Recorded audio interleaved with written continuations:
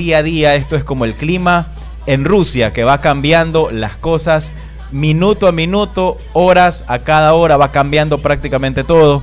Entonces el panorama político específicamente no sabemos qué pasa, no sabemos cómo esté todo.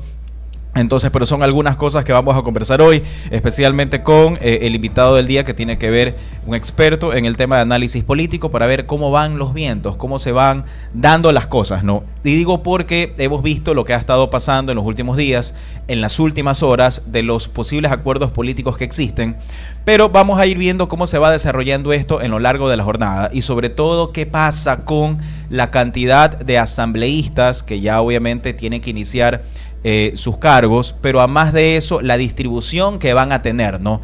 Porque de todo esto va a ir dependiendo algo que aquí se ha estado conversando mucho, que se sigue hablando todavía en los diferentes medios, y que es algo importante, que la ciudadanía está informada. Esto es, si nosotros vamos o no vamos a través de una Asamblea Nacional Constituyente, pero sobre todo, si tal vez vamos a un cambio menos agresivo, sino que vamos directamente a través de enmiendas, a través de reformas. Entonces, pero todo eso va a depender de la voluntad política existente y sobre todo de la viabilidad o las vías que se puedan implementar.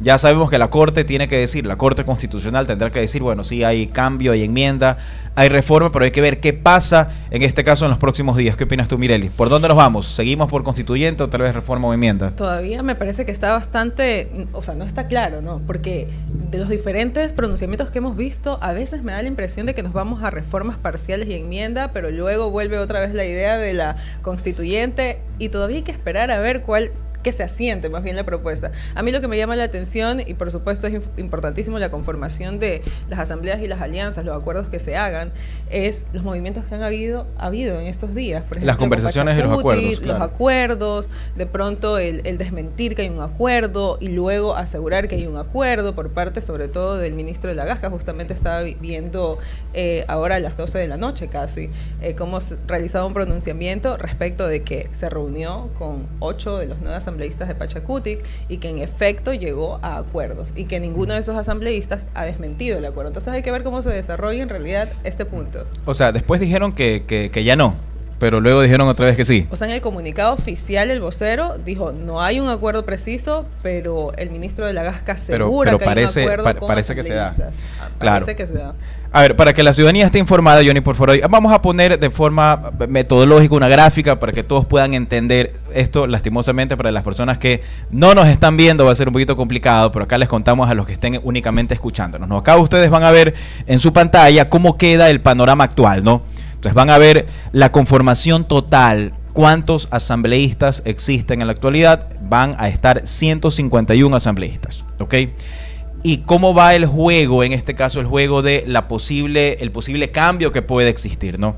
Entonces aquí tenemos 3 grandes viejos, 3 puertas. En la puerta número 1 vamos a tener en este caso la enmienda constitucional. Para que sea una enmienda, aquí hemos hablado mucho de esto, no es un cambio tan agresivo, simplemente es generación de agregados dentro de la propia Constitución con luz verde de la Corte Constitucional, pero para que pase la enmienda se requiere una mayoría calificada, esto es 101 votos. Para que la gente nos pueda entender qué es esto de mayoría calificada, en la Asamblea Nacional pueden haber 3 tipos de votaciones.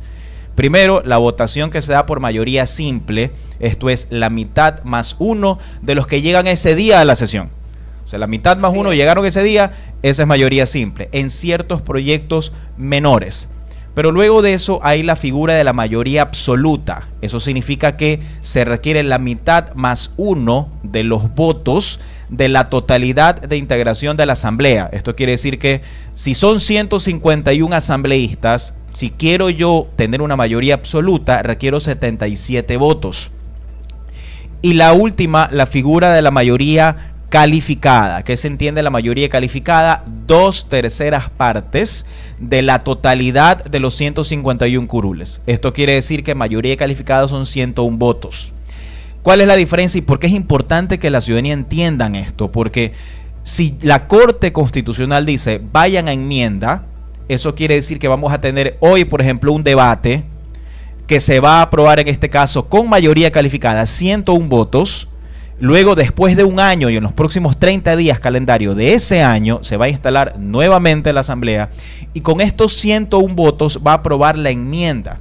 Eso, pero sin embargo la enmienda no va a tener ningún referéndum, es decir, ya no va nadie en este caso a las urnas, a las 3 elecciones que hemos hablado acá. Ya todo se tramita directamente a la Asamblea, pero en ese tiempo y con ese número de votos posibles, ¿ok? En la puerta número 2, segunda, en la puerta número 2, ¿qué ganan? ¿Qué es lo que se puede tener? La reforma parcial. La reforma parcial es más agresiva. Eso quiere decir que la Corte Constitucional puede decirle al presidente de la República, vean, la iniciativa que usted tiene va a trabajarla a través de la Asamblea Nacional, pero para ello van a existir igualmente 2 debates. En esos 2 debates, en un tiempo promedio, básicamente de 30 días, de 90 días cada uno, vamos a tener la posibilidad de instalarnos hoy, por ejemplo, ejecutar una votación y en esa votación hacerla con las 2/3 partes de la, con la mayoría absoluta, en este caso de la Asamblea. Eso quiere decir que voy a tener 77 votos posibles. Ojo con los números de votos, 77 votos posibles. Y luego de eso voy a tener un segundo debate que lo voy a aprobar con 77 votos también, que es con la mayoría absoluta. Pero, aquí viene el pequeño detalle, pero aquí sí vamos a las urnas. Porque aquí sí hay que, en todo caso, nosotros tomar una decisión. Esa es la diferencia práctica entre la enmienda y la reforma. En la enmienda, claro que requiero mucho más votos, porque nunca voy a las urnas. Pero en la reforma parcial, ahí sí me toca decir yo si estoy de acuerdo o no. Claro que los tiempos son más cortos. ¿Qué es lo que pasa, por ejemplo, con las bases militares extranjeras que comentabas tú la otra vez? ¿Te acuerdas? Correcto. Entonces, eso va a una reforma parcial.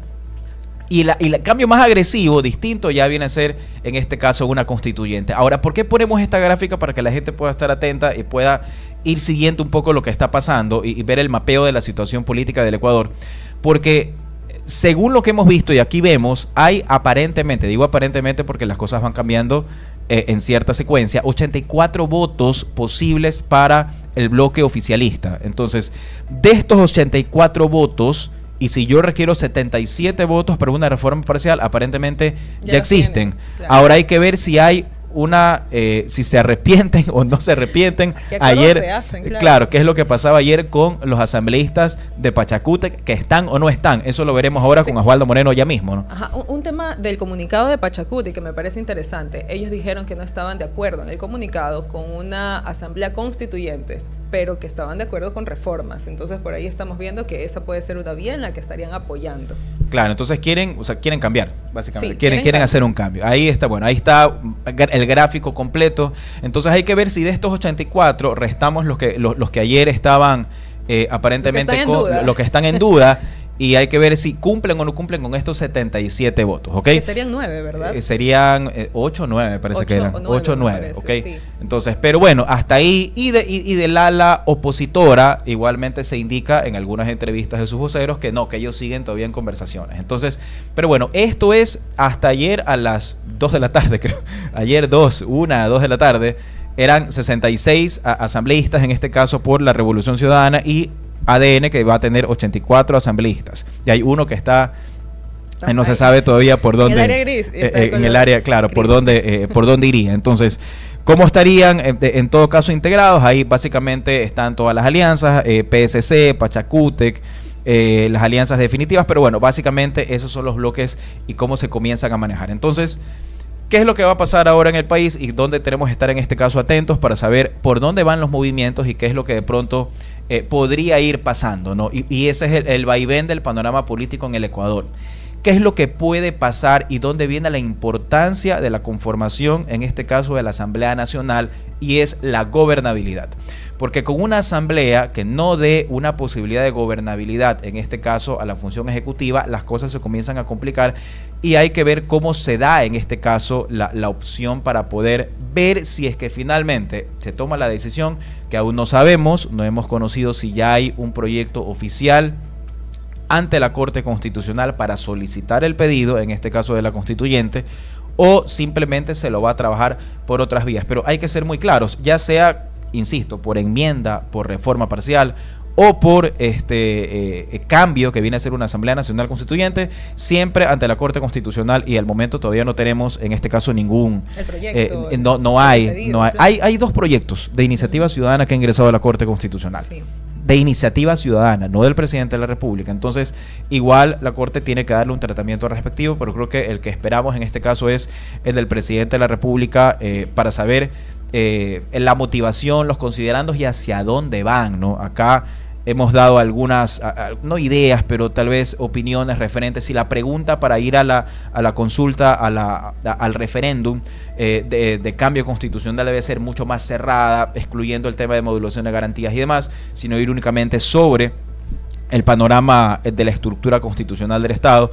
Por eso todavía no lo conocemos. Ahora bien, ¿qué va a pasar en el panorama político actual? ¿Cómo se ven las cosas? ¿Y hacia dónde vamos a ir? Eso es lo que vamos a conversar ahora con Osvaldo Moreno. Me indican si ya está acá para poder conversar con él. Entonces, bueno, vamos a iniciar entonces la entrevista del día de hoy. Me avisan cuando ya esté acá. Bien, ok, listo. Osvaldo, ¿cómo estás? ¿Cómo estás? Buenos días. No te vemos todavía por acá. Buenos días. Ok, listo. Ahí ya tengo. ¿Qué tal, Osvaldo? ¿Cómo estás? Buenos días, bienvenido acá a la 96.9. Buenos días, qué gusto estar en este espacio, estimado doctor Costaín, y a la contertulia mi saludo. No tengo el gusto de conocerlo, pero de conocerla, a la orden. Bueno, listo. Bienvenido, Osvaldo. Mireli, te dejo para que puedas saludar. Buen día, bienvenido, mucho gusto, y aquí muy interesados de conocer precisamente todo lo que usted tiene que decirnos sobre el panorama político que estamos viviendo actualmente. Bueno, Osvaldo, tienes, básicamente estaba... Que diga lo que tenga que decir. Sí, estaba antes de que ingrese, estabas en el backstage haciendo una breve reseña de lo que está pasando y cómo van cambiando las cosas minuto a minuto, ¿no? Entonces, la pregunta es, ¿cómo ves las cosas? ¿Cómo ves la conformación de la Asamblea? ¿Crees que realmente exista una mayoría calificada o absoluta en general en la Asamblea? Y sobre todo, ¿cómo ves la gobernabilidad que puede existir en el Ecuador? Bueno, primero, muy buenos días a toda la audiencia de la 96.9. Es un gusto estar aquí.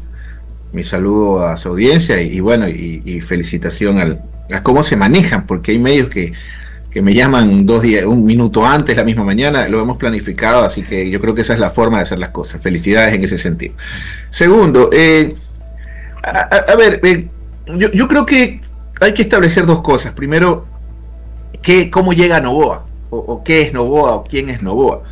Noboa, claramente, al menos desde mi perspectiva, yo no le encuentro todavía argumentos de base para poderlo denominar el quien encabece un proyecto nacional. Para mí es algo muy coyuntural, básicamente de fuerzas nacionales que se juntan para evitar, en este caso, que regrese al poder otra fuerza política que fue el correo. Entonces, ese acuerdo o esa coalición se terminó el día de las elecciones.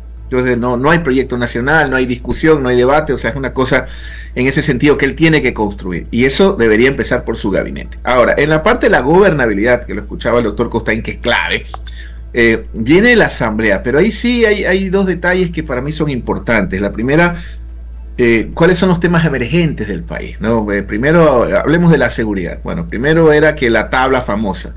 Bueno, ya sacamos la tabla. Luego era que la extradición. No hemos extraditado a una sola persona. Nadie ha pedido una extradición en ningún lugar del mundo para ecuatorianos ya un año. O sea que era falso. Luego que hay que mandar a los militares en las calles. No se ha solucionado el problema. Al contrario, hay excesos como los de los 80, espantosos, que no se pueden repetir. Entonces, aquí la pregunta es, ¿cuáles son los grandes problemas nacionales? Yo creo que el primero, indudablemente, es seguridad, ¿sí? Y la Constitución es extremadamente clara. Yo la he buscado, no soy un constitucionalista ni abogado de ejercicio como el doctor Costaín, pero yo hasta ahora no encuentro una coma, ni siquiera una insinuación tácita que nos plantee que la Asamblea tiene responsabilidad en el ámbito de la seguridad, por ejemplo. Nada, cero. Es competencia absoluta del Poder Ejecutivo. Ni siquiera los GATS. Los GATS pueden dar, de acuerdo a la ley, pueden dar los almuerzos, hacer barra, poner la gasolina, las camionetas, pero quien delinea la estrategia de seguridad es el Poder Central. En un país que tiene su tasa más alta de seguridad de su historia, al corte probablemente superaremos el 23, que fue el año más nefasto, el último de Lazo. Y al corte tenemos otro factor que es los niveles más altos de deserción escolar de nuestra historia. Nosotros hasta el 16 teníamos 97 de escolaridad. Cuando inició en el 2007 el presidente Correa, era de 88. O sea, tuvimos la tasa más alta de escolaridad. ¿Qué significa escolaridad? Niños en capacidad de entrar a las escuelas públicas. Y hoy es 86. O sea, hemos tenido 11 puntos de deserción escolar. Y de esos 11 puntos a nivel nacional, los 70% son zona 8. Es decir, de donde estamos viviendo nosotros. Entonces, es la base de Manta. Yo tengo mis dudas. Yo creo que hay que revisar otros datos gravísimos como la deserción escolar. No hay ni 10 millones para una escuela. Entonces, para ese tipo de problemas de fondo, no necesitas una reforma parlamentaria. Y en el caso de la Constitución, que ahí soy yo el que tomaría nota con su experiencia, doctor Costaín, no está clara la vía. Y bien lo dice usted, quien tiene que determinarlo es la Corte Constitucional. Si vamos a retroceder a las cortes, las juntas famosas de notables, que hoy día ya no van a ser notables, sino notables influencers, entonces ¿a dónde vamos a llegar? Entonces vamos de una vez, vamos a reinstaurar la Constitución de 1830, que establece que para ser ciudadano hay que tener una renta, estar casado, tener 21 años, tener propiedades y ser católico. Entonces, en ese escenario yo creo que una cosa es la solución de los problemas en los cuales el gobierno, el ejecutivo, tiene las competencias, y la otra, indudablemente, que es la parte legislativa, donde en un país como el nuestro, donde decía este extraordinario ser guayaquileño, don Carlos Julio Rosemena Monroy, el presidente de la República, él siempre decía: en el Ecuador se puede tostar granizo. Vamos a ver cómo queda configurada esa mayoría. Y en base a esa mayoría, querido doctor Costaín y audiencia, ahí sí yo creo que podríamos tener un parámetro de por dónde podría ir. Pero ya Noboa tuvo aplanadora, tuvo votaciones de más de 100 votos con determinadas reformas en las que tuvo el respaldo del correísmo, donde en ese momento recordemos que le otorgó esta mini fiscalía o fiscalía parlamentaria, que es la Comisión de Fiscalización. Bueno, claro, decía Carlos Julio de Rosemena, otra de las frases de Osvaldo es: si me dicen que en Ecuador un burro está volando, yo salgo, veo por la ventana y veo si es cierto, porque no sé si efectivamente pueda ser. No, bueno, eso, pero ¿cómo ves ahora el panorama directamente en la Asamblea y en estas alianzas? ¿Tú ves posible, y digo esto con la experiencia que le pasó a Guillermo Lasso, de la alianza que tenga un gobierno de derecha, en este caso con cierta ala de la izquierda, tomando en consideración lo que le pasó a Guillermo Lasso en ese momento con Guadalupe Llori, y ver si esto va a ser posible, mantener qué tan frágil pueda ser, qué tan blanda pueda ser una alianza, en este caso de Pachacutic, o en este caso del ala de izquierda, con un gobierno, en este caso de derecha? ¿Esto es posible o no? A ver, yo creo que De la Gasca es un mal constitucionalista, pero un excelente ministro de la política. O sea, eso es indudable. Me parece que el tipo ha logrado ciertos acercamientos, ciertos aspectos que para mí yo creo que son positivos. Siempre que haya, digamos, transparencia, notoriedad y claridad en los temas, los consensos a los que estamos llegando. El país en este momento necesita grandes acuerdos nacionales. Por ejemplo, con los dos temas que le nombré, la seguridad, por ejemplo, y el tema de la deserción escolar, que es una brutalidad. Hemos vuelto al siglo XVIII, que nos están muriendo niños de leptospirosis, con fiebre amarilla. Recordemos que la fiebre amarilla, cuidado, la fiebre amarilla arrasó 2 veces con Guayaquil. Arrasó con el 32% de la población en ese momento. Ojo con la fiebre amarilla, hay que tener cuidado porque esa no es como el COVID, que te mata al 2% y a los viejitos. La fiebre amarilla te mata todo lo que toca al 30%. Entonces, en ese escenario, yo creo que las alianzas son necesarias y positivas. Lo que no es positivo es la ausencia de claridad. Bueno, ¿qué están acordando? ¿Cómo lo están acordando? Y obviamente la inconsecuencia. Es decir, si Pachacutic representa, que para mí es importante, la izquierda tiene un gran problema. La izquierda, yo no creo que deba jubilar o desaparecer al correísmo. Por ahí no va. La izquierda lo que tiene que hacer es relevar los liderazgos en líneas generales, incluido el correísmo. Y en ese escenario, el espacio parlamentario es una vía para hacerlo. Y Pachacutic, indudablemente, ahí viene la parte que no entiendo, tiene agendas como por ejemplo el extractivismo, que es uno de sus innegociables, o por lo menos era uno de sus innegociables. Tiene agendas como por ejemplo el tema del medio ambiente, la escolaridad bicultural, bilingüe, digamos. Entonces, esas son respuestas que creo que el bloque debería de hacer. Porque esto lo han manejado como cuando descubren un infiel, pues no, uy, se filtró en redes una foto en un restaurante y me parece que fue indiscreto, el ministro de la Gasca sube la foto, pero vamos, ¿cuáles son los objetivos al mediano, al corto? Y por otro lado, que tampoco hay que espeluznarse, este tipo de acuerdos parlamentarios son vitales y ojalá, doctor Costaín, ¿por qué no Pachacutic, voy a hablar por hablar, maneja el Ministerio de Agricultura? Aquí satanizamos el cogobierno. Ojalá haya un acuerdo con claridad. Y si, por ejemplo, los amigos de Pachacutic van a manejar el Ministerio de Agricultura, se me ocurre que ellos tienen experiencia, al menos en los páramos es fundamental, en la sierra ecuatoriana, la parte donde no hay agroindustrialización, digamos como en la costa, con el banano, con el cacao. ¿Ya? Entonces, si por ejemplo es un cogobierno donde va a haber participación, a buena hora, esa es la pluralidad. Pero justamente, querido doctor, no hay transparencia, por lo menos todavía no tenemos de frente cuál es la agenda. Porque eso te puede dar a pensar, obviamente voy a filosofar, no me consta, vas a decir, ¿a cambio de qué lo hicieron? Bueno, esta es la agenda programática, al mediano, al corto, vamos a tener una distribución de las comisiones, de la directiva, vamos a buscar la aprobación de tales leyes, esto saben ellos que no, esto sí, o sea, no lo sabemos. Y al punto que ahorita están asustados. Dígame. Abogado, sí, justamente lo que usted estaba refiriéndose, ¿no? La claridad en los acuerdos. ¿Qué tan factible es dar por hecho un acuerdo que se pronuncia simplemente luego de reuniones? O sea, ¿qué aseguraría hoy en día básicamente que hayan alianzas y que en efecto se cumplan? Porque de pronto hemos visto casos en donde al parecer ha habido una alianza, pero luego en las votaciones vemos algo distinto. Mire, por ejemplo, siempre nos hablan de que el agro es pobre, que los indígenas están en la pobreza. Le voy a dar un dato espeluznante, que por ejemplo deberíamos hablar en todos los espacios. ¿Ya? De las 5 ciudades más violentas del planeta, ¿sí? De las 10 ciudades, más violentas del planeta, 5 son ecuatorianos. Y le estoy hablando de más de 200.000 habitantes, porque si hilamos más fino de menos de 100.000 habitantes, ganamos todas las medallas. Pero de las 10 ciudades más violentas del planeta, 5 están en la costa ecuatoriana, Guayaquil, Durán, Machala, Manta, Puerto Viejo. Y de las 10 mejores ciudades del mundo para vivir, 2 están en la sierra ecuatoriana. Entonces, algo está pasando, nuestros representantes, las cámaras, las fuerzas civiles, los gremios, ¿qué hicimos en la costa para permitir que esto pase dentro de este plano, de esta unidad nacional? Y esto tiene que ver bastante porque parte de esos acuerdos que tienen que tener las bancadas legislativas es cuál es el fin, cuál es el objetivo. Debería de ser, indudablemente, la solución de los grandes problemas nacionales. Y para eso tiene que haber consenso. Yo no creo, por ejemplo, es que para mí me genera horror de que haya tanta deserción escolar, porque esos niños no es que se van a Miami o están haciendo una pasantía o jugando en el parque. Esos niños terminan optando porque tenemos que meternos en la cabeza que la materia prima del crimen organizado es la pobreza extrema. ¿Sí? Esto no se resuelve con caridad, dándote una escuelita, dándole tus libros viejos que no usan tus hijos, regalando. No, así no funciona. Son con políticas de Estado que está claro que no existen ni siquiera en vacunación. Estamos hablando que ni un censo se ha podido hacer bien.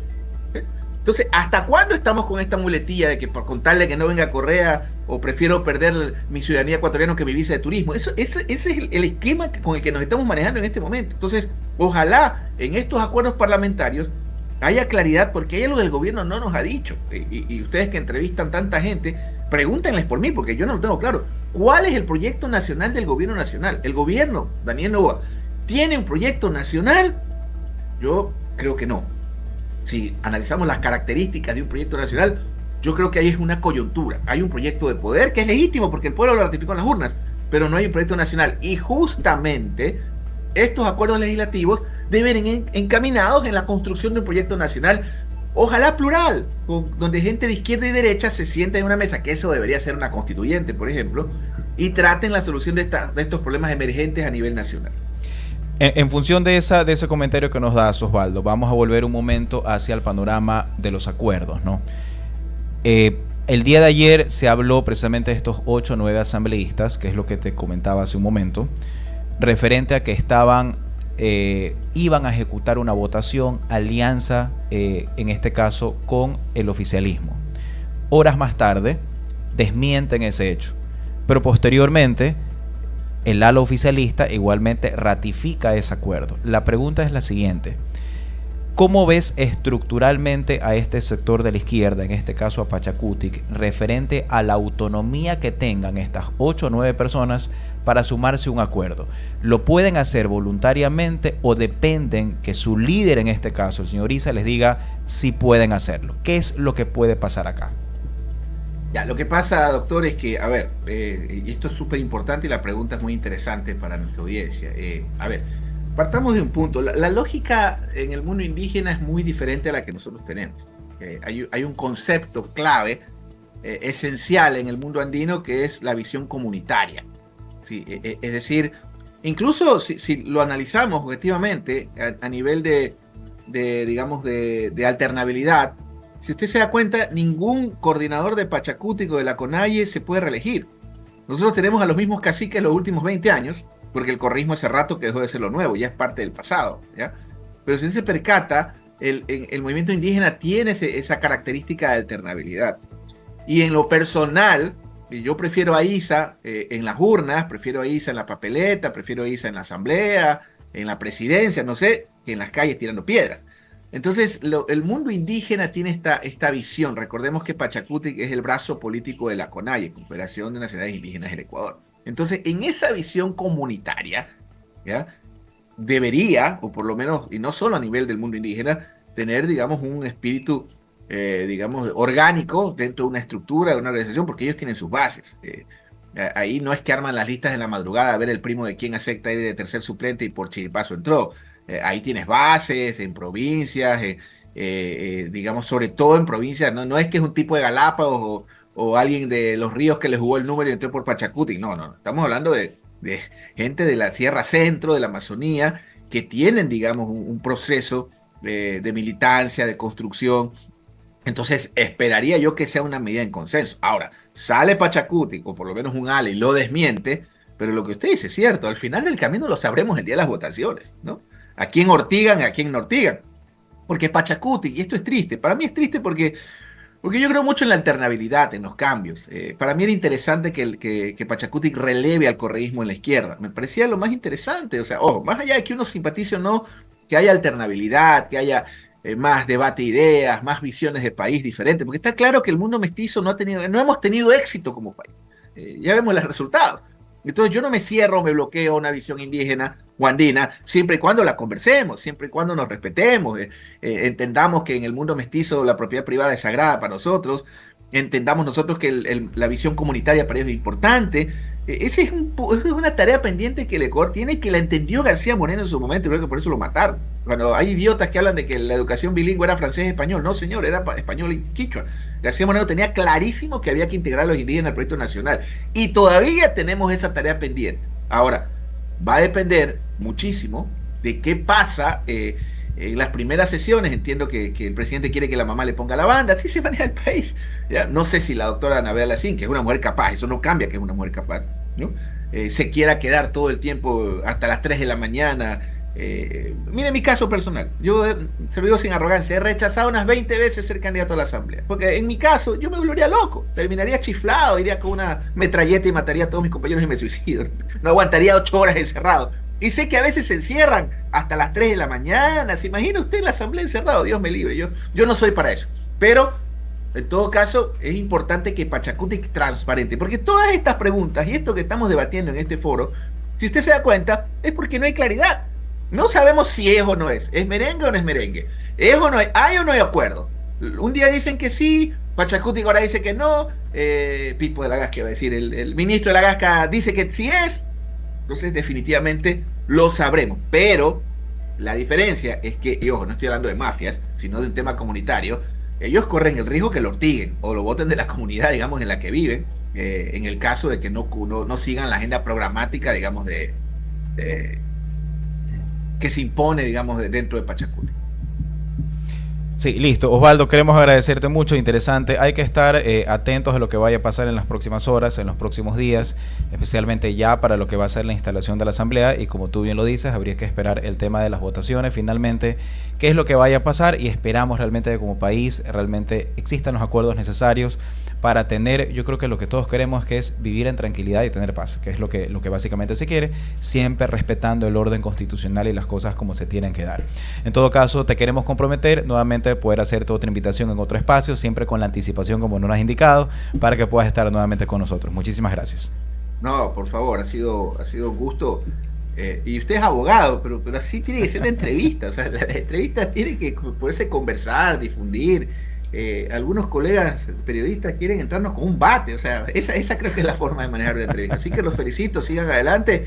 Y siempre a la orden, y ya le voy a compartir a la coordinadora contactos de otros analistas por si le sirve. Yo creo que es importante la pluralidad y fortalecer este tipo de espacios que dan que sirven para eso justamente. Un gran abrazo a toda su audiencia, siempre a la orden. Claro que Un sí, abrazo, gusto. muchas gracias. Hasta luego. Qué interesante este tema, ¿no?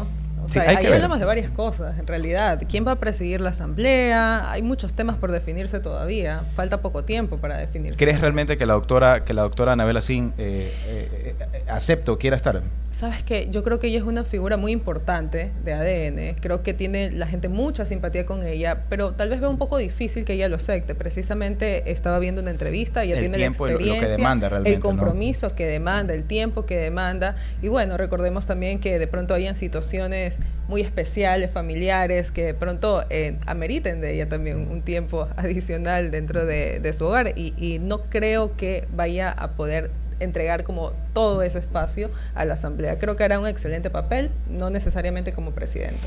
Claro, igual el rol de quien preside la asamblea es clave, ¿no? Es clave por la propia comisión de fiscalización, por el trámite, por muchas cosas. Realmente es importante la figura de quien llegue, quien llegue, exacto, quien llegue a presidir en este caso la Asamblea Nacional. Bueno, vamos a ir un corte y estamos nuevamente con ustedes en breve. Johnny, antes manda el corte, pero con algo de Barcelona, por favor. Manda con algo de Barcelona, por favor. Eso. Vamos al corte y ya venimos.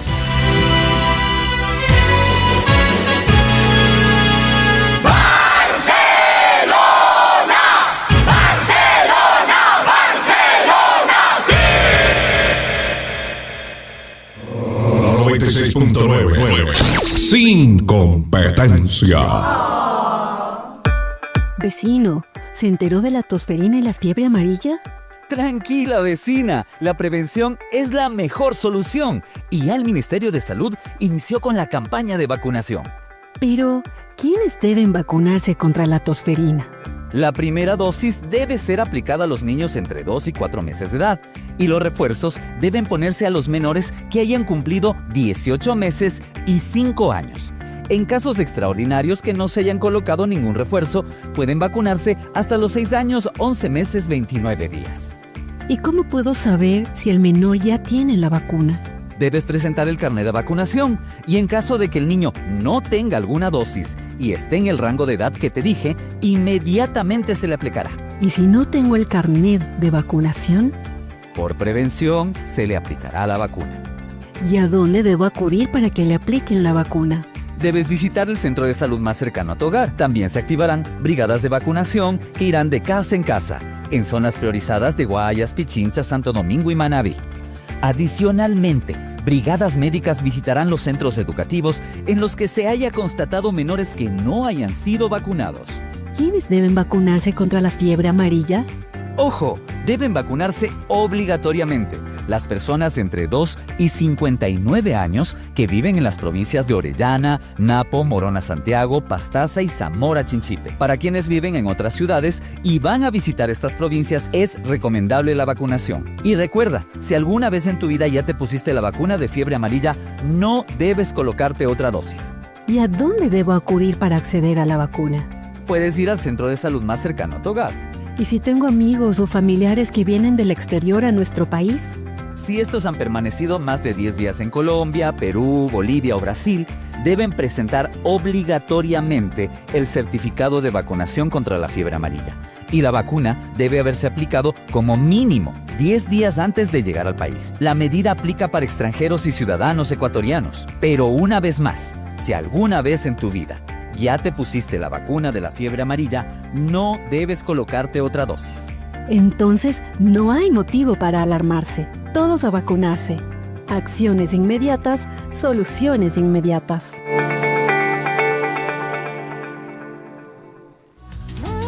Cambiamos la energía en tu carro y en tu hogar.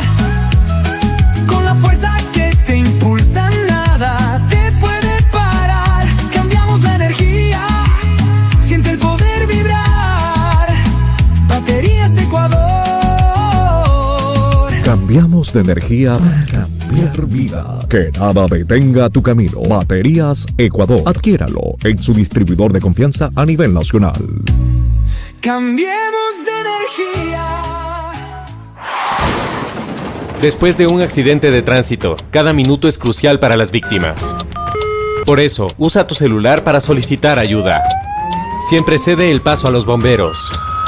Si existe una herida externa, ejerce presión para evitar la hemorragia. En caso de lesiones graves, espera la asistencia de paramédicos o personal de rescate. Cuida tu vida, conduce con precaución y actúa a tiempo. La prevención es la clave. Este es un mensaje del Benemérito Cuerpo de Bomberos de Guayaquil. Leyendas Salseras, el festival de la salsa más grande del Ecuador. Oscar de León, La India, Nino Segarra, Roberto Blades, juntos por primera vez. Guayaquil, La Aurora, Explanada El Dorado, 21 de junio desde las 18 horas. Entradas a la venta en Flash de Ticket Mall del Sol, El Refugio, La Sexta y Colón. Esta es 96.9. Amarillo como el sol fue siempre tu color y tu nombre es el grito más torero.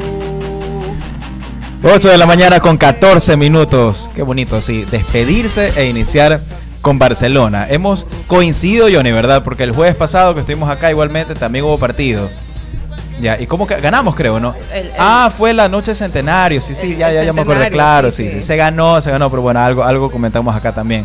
Y hoy estamos en partido importante, hay que consolidar, hay que ganar. Por favor, señores del Barcelona Sporting Club, queremos mañana venir tranquilos. Mañana sí voy a estar acá, por si acaso, les anuncio. Mañana estoy acá también.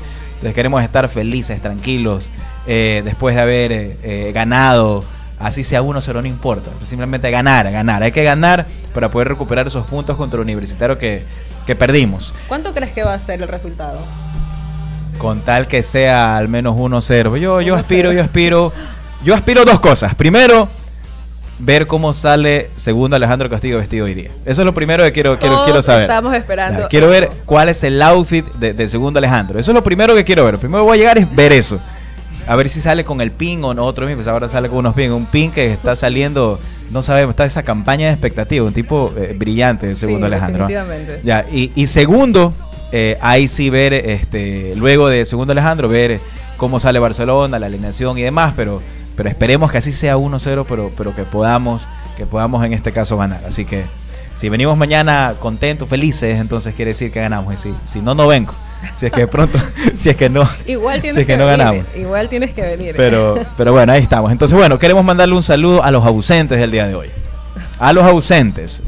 Nino está luchando por la justicia. Nino tiene un tema delicado que actualmente tiene una audiencia en breve, entonces está realizando su audiencia.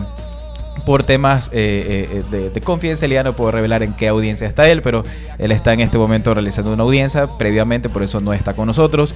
Y Francia está en modo conferencia y estudios. Está en una conferencia importante en la ciudad de Quito, entonces está en modo estudio actualmente. Entonces le mandamos un saludo importante a Francia y a Nino, que son los ausentes. Aquí están sus puestos. Estamos acá con Mireli viendo acá y no los vemos. Cuénteme, Johnny. Compañero, buenos días. Y le recuerdo que Francia está ya que cuando venga le va a cobrar la apuesta, dice. Porque sí pudo existir el Papa laico, ¿verdad? Sí, vi la entrevista, apostamos eso. Pues no apostamos qué cosa. Pero yo le decía que no era, es que, bueno, yo no soy experto en derecho canónico, pero para mí era inconcebible que pueda existir un papa laico, o sea, un papa sin pasar por el tema de ser obispo, arzobispo y demás, pero le preguntaron acá a nuestro invitado, al sacerdote, dijo, sí, puede ser un papa laico. Así que sí, me ganó la apuesta Francia, pero no apostamos que era también. Bueno, no también, se cerró el trato. También mandarle un saludo muy importante a todo el Tribunal Contencioso Administrativo de la Ciudad de Guayaquil, que sé que nos escuchan, que están ahí, especialmente para Gina Ruperti, un saludo muy grande. Acá de 2 ex servidores judiciales, ¿sabes? Mireli también estuvo ahí. Yo también. Mireli también fue parte de la función judicial. La próxima semana traigo también mi listado para el saludo. Para el listado, muy bien. Entonces, bueno, antes yo de salir finalmente de la función judicial, justamente estuve en el Tribunal Contencioso Administrativo, me trataban muy bien, así que les mando un abrazo a todos, si es que nos están viendo, un fuerte abrazo y muchas gracias por estar siempre en sintonía. Y Mireli, ¿qué pasa con el Papa? Cuéntame, ya tenemos humo blanco, negro, nada todavía. A ver, voy a leer aquí un pequeño extracto. Cuando la Iglesia Católica elige un nuevo papa, el mundo no está pendiente de una rueda de prensa. Como lo hemos hablado anteriormente, estamos pendientes en realidad del humo, ¿verdad? Que sale, que es producto de la quema de las votaciones de los cardenales. Si el humo es negro, quiere decir que no han llegado a un acuerdo y no hay la elección de un papa todavía. Y si el humo es blanco, significa que hay un acuerdo y que tenemos papa, habemos papa. Entonces, es el segundo día. Básicamente es el segundo día en el que los cardenales han estado reunidos. El día de ayer ya tuvimos nuestro primer humo negro. Es decir, hubo votaciones y no llegaron a un consenso los cardenales.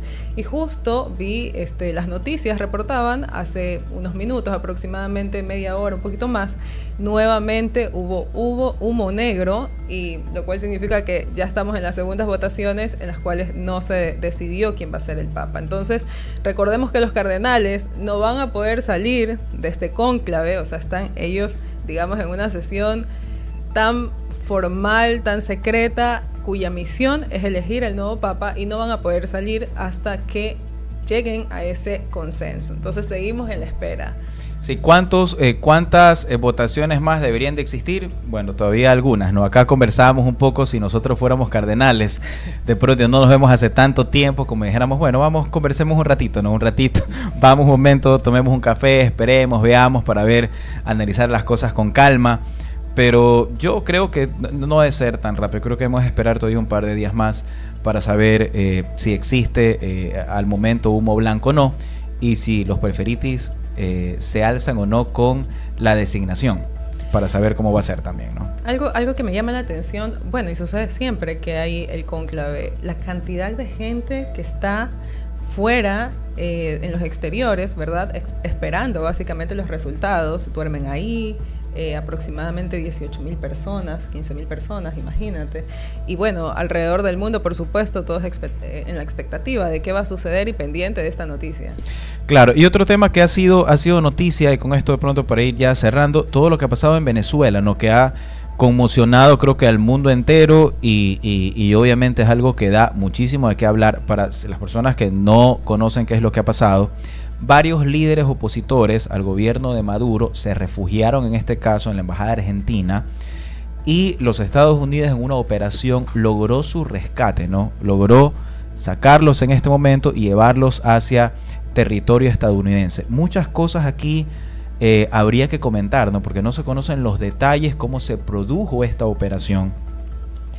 Y a nivel de derecho internacional también, bueno, ¿qué pasa con esta soberanía de los estados formalmente? Cómo se realiza esta operación en colaboración con otras embajadas también, ¿no? Ver realmente cómo se da la magnitud, pero obviamente es un tema que no se ha visto antes. El tema, bueno, se ha visto antes incursiones en general, ¿no? En otros momentos de la historia, pero sobre todo el hecho de poder haber ingresado, ejecutar una operación limpia, por así decirlo, y poder sacar a los refugiados que tenían ese estatus de refugiados y poderlos llevar, en este caso, hacia un terreno un poco más seguro, ¿no? Algo que ha pasado casualmente en esta semana y que se ha hecho eco a nivel internacional. Digo que aquí hay muchas cosas que hay que ver, porque si bien es cierto, conocemos lo que está pasando ya directamente en Venezuela, no es menos cierto también indicar que hay ciertos detalles que ver, ¿no? El tema de la independencia, la soberanía como tal, y ver cómo se da precisamente esta operación, que no sabemos todavía cómo lograron unir, ¿no? La ejecución en territorio sin irrespetar los convenios y tratados internacionales sobre el tema de la soberanía de los propios estados. Entonces, eso hay que ver cómo se va a ir dando, y qué más es lo que de pronto puede pasar en las próximas horas o en los próximos días sobre estos temas. ¿Qué más tenemos en el tablero, Mireli? Mira, en otro ámbito, Mark Zuckerberg ha vuelto a hacer noticia, pero en esta ocasión no se debe a la compra de una empresa, sino a que reconoció públicamente que Facebook, la plataforma que redefinió la conexión social, ya no cumple con el propósito con el que fue creada. De acuerdo al portal Cenus, Facebook, cuyo objetivo principal era compartir recuerdos familiares o mantenerse en contacto con amigos, en la actualidad pasó a ser una máquina de contenido viral y de tendencias promovidas por algoritmos. Bueno, en realidad yo también veo como ese cambio en Facebook. Y bueno, aquí hay un tema muy importante también en cuanto a las redes sociales y en Facebook en particular. En realidad tiene que ver con, además de esa conexión que se puede crear entre personas sin este límite o estos obstáculos de espacio, de territorialidad, de tiempo.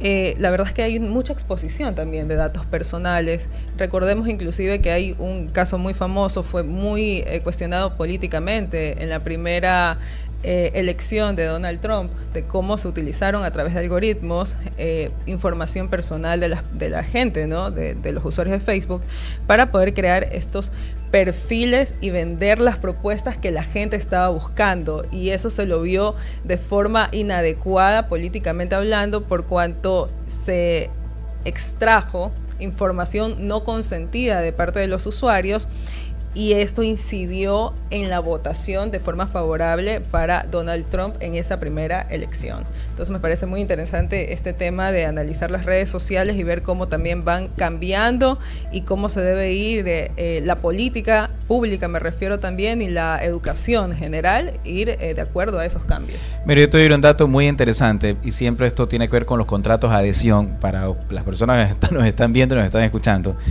Si a usted le encanta el tema de las redes sociales, debe de entender que nada de lo que esté en las redes sociales le pertenece. Y uno va a decir, ¿cómo es posible? Son mis cuentas, yo soy el usuario, claro. Tengo todo. No les pertenece. Porque al momento de crear las cuentas, en esas letras chiquitas que aparecen abajo, chiquitas, bien chiquitas. Que por lo general no se lee, es la realidad. Nadie las lee. Sí, bueno, sí. Esas letras bien chiquitas, y que a veces siempre están en inglés, uno dice acepto o no, aunque actualmente ya los buscadores traducen automáticamente, ¿no? Entonces, siempre en esas letras muy pequeñitas, en esas letras muy chiquitas, hay una parte donde dice que usted acepta ceder toda la información a un campo de almacenamiento para que pueda eventualmente poderse recuperar.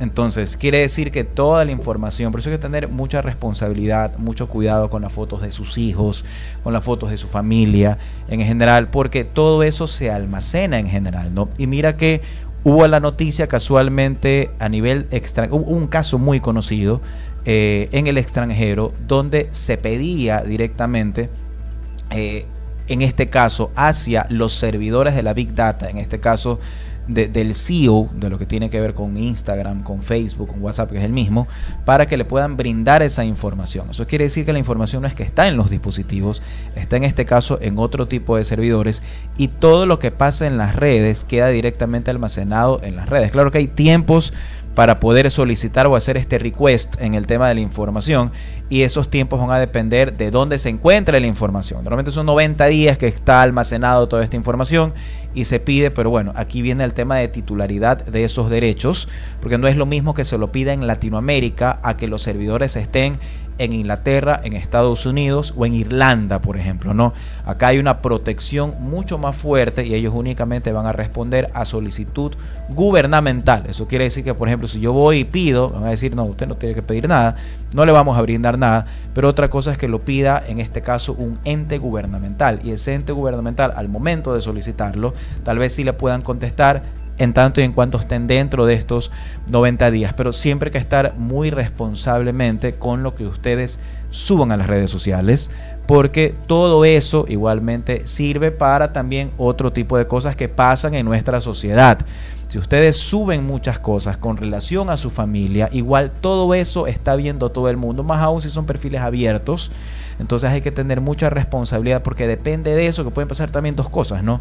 Los delitos contra las personas en el momento en que ya estudian toda su vida, y lo segundo, el tema de las posibles estafas, porque resulta que de pronto, bueno, vienen, generan un monitoreo y ahí es en ese momento que vienen a sorprender básicamente en todo este tema. Bueno, entonces, y bueno, vi las entrevistas de esta semana, me pareció muy interesante el tema del día de ayer, ¿no? El tema de la prohibición de los celulares que tienen en este caso los estudiantes en los colegios, ¿no? Yo no sé hasta qué punto si es importante el tema de evitar el tema de conversaciones o evitar cosas de pronto que puedan distraer a los estudiantes. Yo no sé hasta qué punto podamos ya rechazar el tema de la tecnología formalmente, a que pueda un estudiante reemplazar el cuaderno por un iPad o reemplazar el cuaderno por una tablet.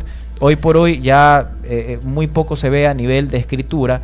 Sin embargo, se puede escribir a través todo, en este caso del teléfono celular. Pero ¿cuál es la línea divisoria? ¿Qué es lo que divide en este caso si viene un estudiante y que pueda estar en este caso con el teléfono o conversando o escribiendo? Yo en mi caso, por ejemplo, en clases, siempre, o sea, no me queda más, siempre, no desde ahora, siempre, en todo caso, siempre ha existido la prohibición de tener el teléfono, porque yo no puedo ver si tengo en este caso un estudiante, pregrado o posgrado, tengo un estudiante que está tomando notas en el teléfono o si está de pronto distraído en otra cosa. Entonces la política que simplemente es 0 teléfonos celulares, pero sí hay una computadora o un iPad que en este caso puedan tener para poder tener sus apuntes, ¿no? Entonces esta medida de que los teléfonos celulares puedan generar criterios de distracción sí pueden ser importantes e interesantes, y sí es saludable en este caso que se lo pueda limitar. Lo que no puede ser saludable es que se niegue en este caso el espacio o la tecnología para que los niños, en este caso los estudiantes, puedan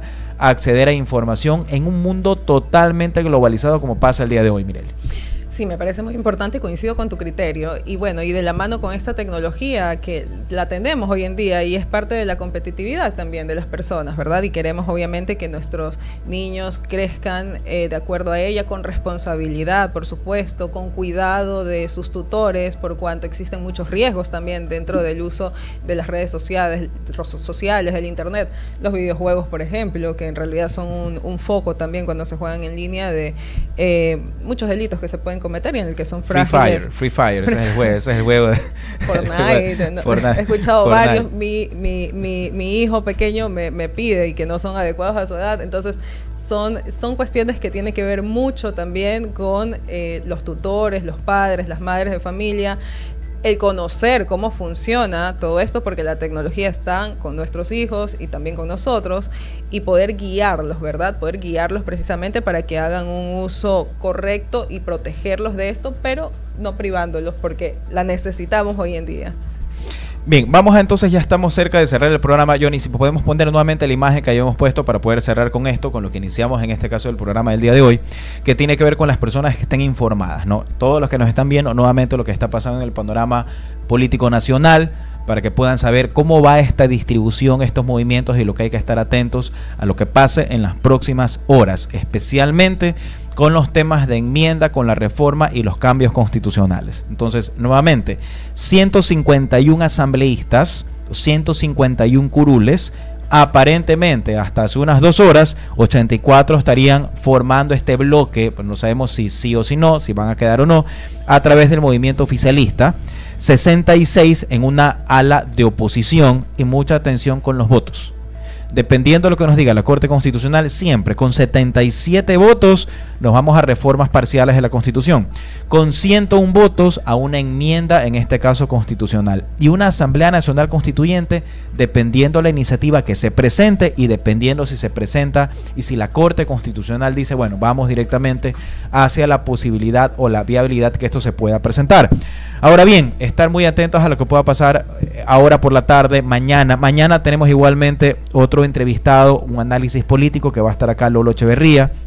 Mañana son 2 temas importantes, el tema del análisis político y otro tema especialmente tal vez un poco más dirigido hacia los padres de familia, un tema muy importante que hay que prestarle mucha atención, que tiene doble connotación, el tema del bullying escolar, que es lo que está pasando hoy, cómo identificar lo que pasa con nuestros niños, porque hoy estamos muy preocupados por el tema de la fiebre amarilla y la toferina, que no es para menos.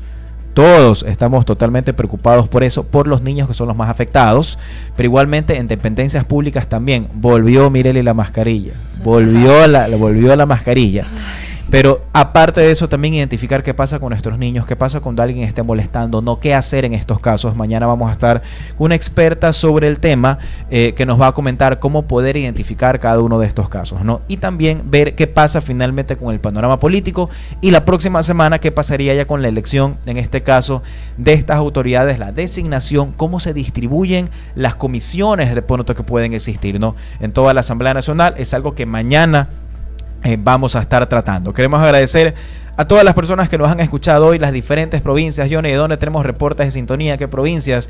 Siempre tenemos de Los Ríos, siempre tenemos de Santa Elena, acá de la provincia del Guayas. Entonces siempre acá de 7:30 a 8:30 de la mañana, acá un espacio de opinión. Mireli, te dejo para las palabras finales y despedida. Sí, previo a despedirme, por favor, a las autoridades correspondientes, hagan un control sobre las ventas de mascarillas, se los pido. Ya empezamos a ver como en el tiempo de pandemia. ¿En cuánto están ahorita? Porque eran $3, $5 y ahora están en cuánto. Mira, yo ayer me encontré una mascarilla, me la estaban vendiendo en 40 centavos, así, por afuera de una institución pública, por la desesperación la gente empieza a comprar. Entonces una mascarilla a 50 centavos en realidad no es un precio adecuado. Entonces, ¿y la caja en cuánto estaba la caja? La Yo caja compré en me $5 parece, la caja. No sí, sé si ya subió a 8. Exacto. La caja me parece que estaba a 3 de pronto. Si $3. no me equivoco. Ya subió a 5. Ya Johnny, ¿usted en subió a cuánto 5. compró la mascarilla? A 6, ya está en 6. $6. Entonces, si Barcelona gana mañana, está en 8. Está en 8. Está en 8, en $8 si gana mañana. Entonces aquí... O sea, todos los vendedores están en Barcelona por que gane para... Mascarillas con Barcelona y con él. Esas, bueno, entiendo que ese pueden es bueno. costar un poquito más. Eso, segundo Alejandro puede salir con mascarilla hoy, ¿verdad, Johnny? Después una publicidad de pronto distinta, ¿no? Una mascarilla diferente. Una mascarilla diferente, claro. Eso puede ser para concientizar el buen uso de la mascarilla. De pronto de segundo Alejandro. Entonces, hacer mejor control. La gente que vende las mascarillas, por favor, manténganlos en el precio adecuado, el precio que es. Y bien, me despido. Un gusto haber estado con ustedes y nos vemos pronto. Nos vemos el día de mañana. Muchas gracias con todos. Esto fue Voces y Opiniones, tu punto siempre con la verdad. Te dije mal, pero bueno. Nos vemos, hasta luego. Sobre la cancha no habrá rival, porque gana Barcelona. Vamos con todo y hasta el final.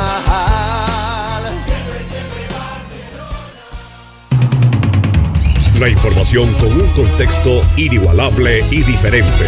Voces y opiniones de nuestro entrevistado del día.